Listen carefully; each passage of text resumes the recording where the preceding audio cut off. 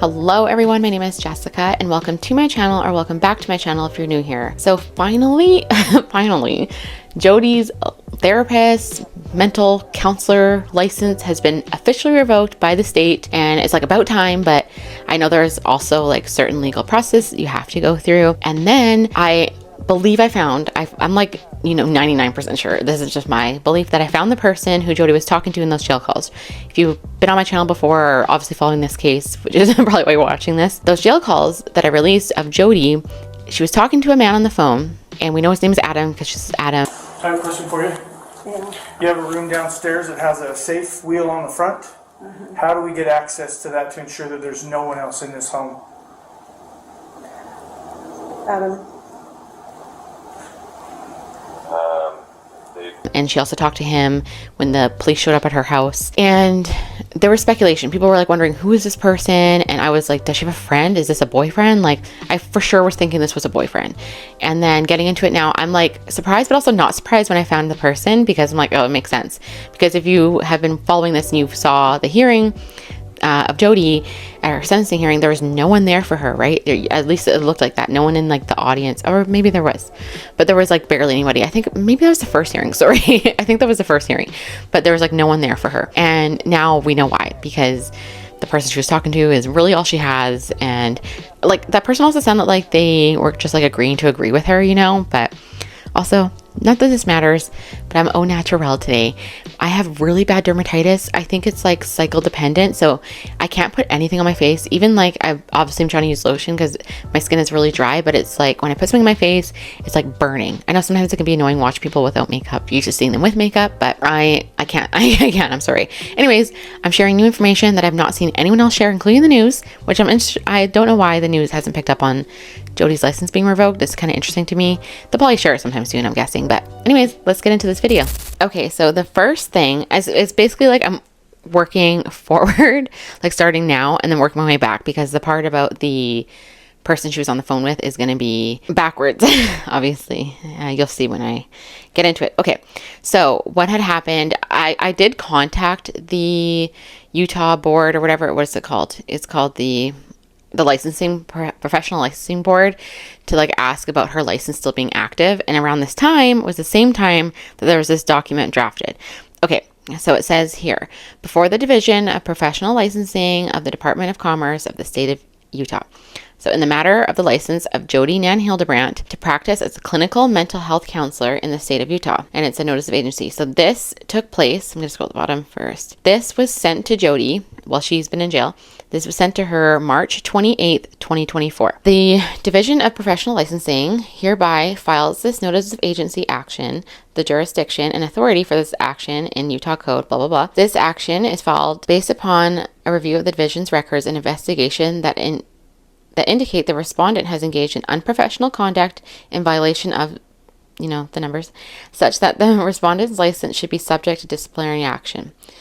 So the allegations supporting this action. Number one, the respondent is, and at all times relevant to the proceedings, has been licensed to practice in the state of Utah. The respondent was first licensed as a clinical mental health counselor in the state of Utah on or about July 7th, 2005. On or about August 31st, 2023, respondent was arrested on suspicion of ACA. I'll put on screen. Respondent was subsequently charged with 6 counts of ACA, all second degree felonies in the 5th District Court, case number such. On or about December 27th, 2023, respondent entered guilty pleas to 4 counts of ACA, which is just CA, but the word aggravated, all second degree felonies. In connection with her guilty pleas, the respondent signed a statement of defendant in support of a guilty plea, in which she admitted that the following facts describe her conduct and support her guilty pleas, which is just talking about, it's just a summary of all like the charges, and just like the specifics. We already all know this, so I'm not going to go over it, but that it started May 22nd, 2023 to August 30th, 2023. Even though that thing said that she was arrested the 31st, it was really the 30th. So they list all the things about the charges, the things related to RF and EF. They even put their initials like that. And then it says, on or about February 20, 2024, based on the pleas described above, respondent was sentenced to 4 consecutive terms of 1 to 15 years in prison. Number 6, I really didn't say the numbers, sorry. These crimes, when considered with the functions and duties of the respondent's profession, bear a substantial relationship to the respondent's ability to safely or competently practice the profession. Number 7, by engaging in the conduct described above, respondent has engaged in unprofessional conduct in violation of Utah Code blank, which defines unprofessional conduct to include engaging in conduct that results in conviction with respect to a crime that, when considered with the functions and duties of the profession for which the license was issued, bears a substantial relationship to the licensee's ability to safely or competently practice the profession. Number 8, the respondent's unprofessional conduct, as described above, constitutes a basis for a division to revoke or otherwise sanction respondent's license, pursuant to Utah Code blank, which provides the division may revoke, suspend, restrict, place on probation, issue a public reprimand to, or otherwise act upon the license of a licensee if the licensee has engaged in unprofessional conduct as defined by the statute or rule under this law. Then it says relief sought. Based on the above allegations, the division's bureau manager for your profession is recommending revocation.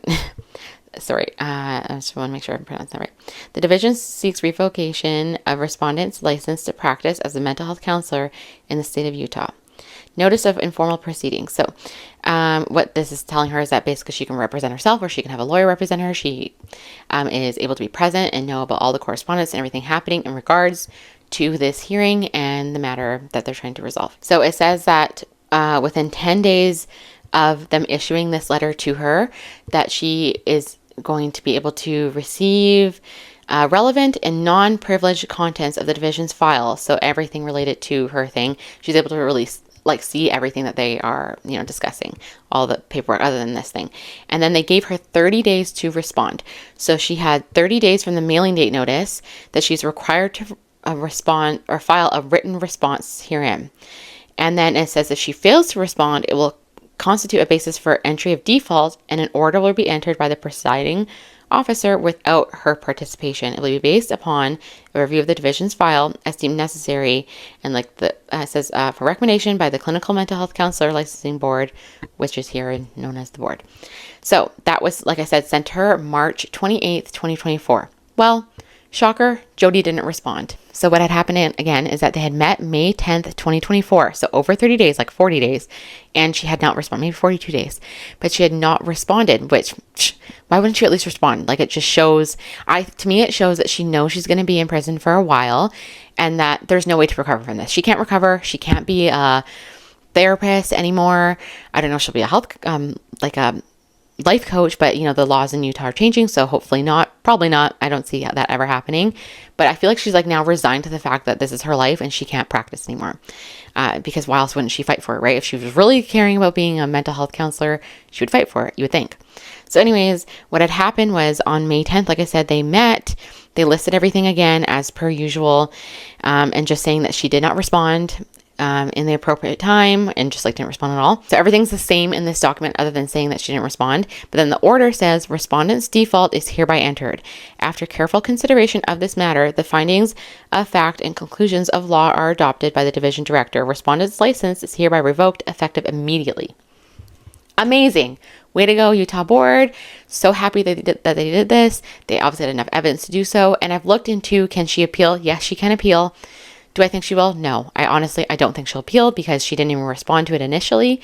And then also, they're changing the laws. This person, this board member, Mark Steinagel, he spoke with KUTV News months ago before all this happened, before they made a decision on, what was going to go forth with Jodi's license.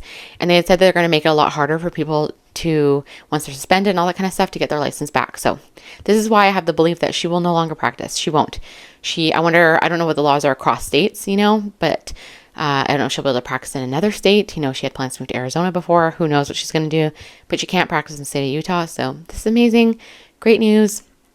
I really want to read that document just to show how serious they took it and all the language that they use, because I think that's important to know. At least I'm a person who's give me the information, but yes. So let's move on now to who was Jodi freaking talking to on the phone. The next thing I want to share is who she's talking on the phone. So remember when the police showed up at her door and she was saying, Adam, whatever. And the voice sounded obviously very similar, but I don't know if people noticed, to the guy who was on her jail call. So what I'm going to do is I'm going to play the jail call for you so you can hear it. Wow, yeah, that's quite experience to read that from your perspective right now, wow. Okay, so that, I believe, is Adam, her lawyer, like the one she had with connections. And I'll play for you now the video from their YouTube channel, from a YouTube channel, talking about their law firm. I think it's like Dunn Firm or something like that. I don't know. It says Dad's. And then it's the same voice. So I'll play that for you now. I'm not sure he loves what we bring to the table, but he definitely, I think, enjoys working with us. Wow, yeah, that's quite experience to read that from your perspective right now, wow. I don't know if I'm grasping at straws here. I don't think I am. I really listened closely, the inflections and whatever. I'm surprised as to who she was talking to, honestly. And I said this before, but it's also not surprising because Jodi doesn't really have anyone in her corner, it appears. So it's so funny that she's acting like this victim and he's like, yeah, on the phone, I didn't play the whole call, obviously, but if you haven't seen it, go back and watch my videos on the jail call. But it's very interesting. What do you guys think? Do you think it's weird that she was talking to her lawyer? Like, it's not her lawyer in this case. It's just been her past lawyer, and clearly they're friends as well. This is one that she got her recommendation for her current lawyer that she has right now. And also what's interesting is that on November 8th, 2023, she signed a deed of trust over to Adam for her house. I think she did this so that Kevin couldn't do anything, so no one could do anything for her with her house. I mean, obviously she probably also did it for protection of her house, so someone could watch over it and maybe sell it and all that sort of stuff. But I found that interesting that he is on the deed of trust, and all the rules are that he has to take care of her house, pay her bills, all that sort of stuff. Another thing to note is that, so Jodi's house was first on the market around January 3rd, 4th, 2024, listed for $5.3 million. Well, as of today, we're in June now. Her house is $4,995. So I think it's going to be hard to sell this house. I think the house is going to go to I don't know, someone who's retired who doesn't have the internet, because if they get the name of her, they're going to be able to Google it and all this crap is going to pop up, and what if they listen to the calls about Kevin and about saying there's evil spirits in the house? Who wants to live in a house with evil spirits, So that is, that's just my view. And then I'm sure everyone, people have already known about this, but that Kevin had filed for a restraining order against Jodi for him and his kids. And then he also applied to the courts for restitution for the kids. And then what they had said is, so that they halted the sale of her house because of this filing that Kevin did. They halted the sale of her house January 12th, 2024. And then, Kevin applied to the courts January 12th, 2024. And then the sale of the house was halted January 17th, 2024, but apparently it never went off the market. And then on February 1st, they had a hearing, and the hearing outcome was that she could sell her house, but with the sale of the house, $100,000 would have to go to the children to pay for their therapy and everything in the future. I don't know if $100,000 is enough. I don't think so. I would think $1 million. That's me, at least, not just paying for therapy, but, they're going to have a hard time getting jobs, it's going to be a lot, they're going through a lot now, and it's going to be a lot for a long time to go through that kind of ABUSE, it's unfathomable what they've gone through, and just the healing journey that they're going to have to go through, especially not just going through that, but the brainwashing and manipulation that they went through. I don't think $100,000 is enough. But maybe that's just me because I've looked into the case since literally day one and been following it since day one. So I have this passion behind it of these kids deserve way more, way more. So I guess we'll see what happens with that. We'll see if her house sells. Obviously it's going to sell at some point, you would think, right? But how low is it going to go? Who knows? Another thing to know is I did write a community post a while ago about requesting 911 calls.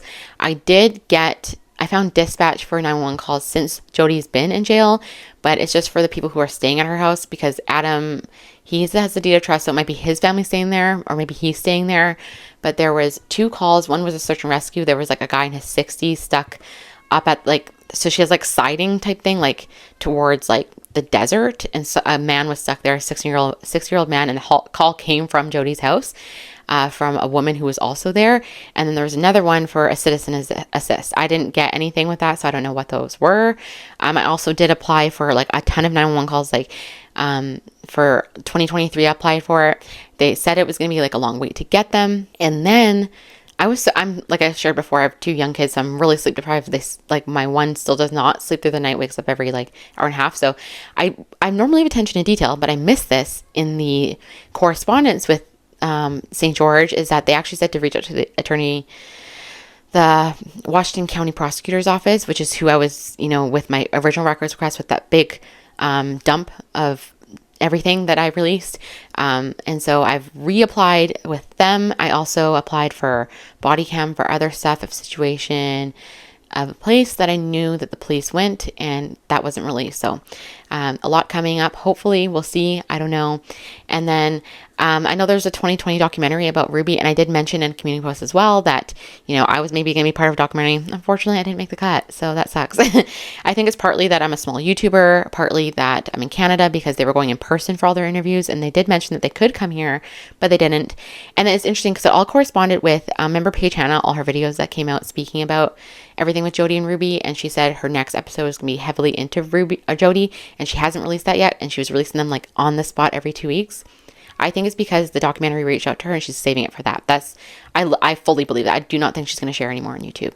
And I didn't sign any documents, so I can say the people who are doing this documentary, it's a documentary on Jodi Hilderbrandt. So there is one coming. It is coming. They've already done all the interviews. They did them starting in, I think it was May. It was either somewhere, March is when the conversations were happening. Somewhere between March and May, they were doing the interviews. And like I said, they were in person. So this is going to be crazy. I'm sure they're going to get done quick. It's with ID. They've done a ton of documentaries. And I think it's like Beth Corres is like the host of it. So she's going to be the one who's like the face of the documentary. It's going to probably be really good. They've done like a lot of really good interviews. Natalia Grace, they did that one. They did another one. Oh, it's slipping. I'll put it on the screen when I edit. But they were like using that as something to tell me like, we've worked with this, because I hadn't heard of the media company that was doing it, because it's not ID. It's a media company who's doing it with ID and Beth Corres or whatever. So that's coming. Just when you think, I know I've said this before, but just when you think everything is done, it's not done. There's always going to be more stuff. And I'm interested to see what they're going to do. They asked to use my content. I said I wanted to get paid a little bit for them using it because I do a lot of work. They want to use my Jodi videos. They were like, so much, blah, blah, blah. But we'll see if they end up using my stuff. I mean, there is the possibility that they might just use it no matter what. So we'll see what happens. But that was a pretty quick video today. I have some more deep dives coming, and hopefully more, body cam and jail phone calls coming out. Who knows? So anyways, I hope you guys have been doing well and take the mental health breaks when needed, because they are so important, and I feel so much better having taken mine and just finding balance with my life. So bye guys. I hope you have a great rest of your weekend, or whenever I get this up. Bye.